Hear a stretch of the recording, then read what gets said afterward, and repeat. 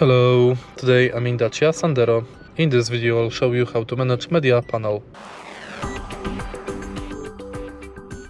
In the beginning, take a look behind right side of the steering wheel. Right here we've got this panel. Press this button to increase volume of the radio, this one to decrease it, this one to end and or answer the call, and also to mute or unmute the radio. Press these two buttons to change source, and this one to change mode between FM and AM. On the back you can see this rolling button,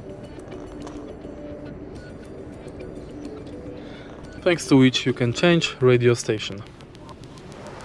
And that's basically it. If you find this video helpful, please leave like, comment and subscribe.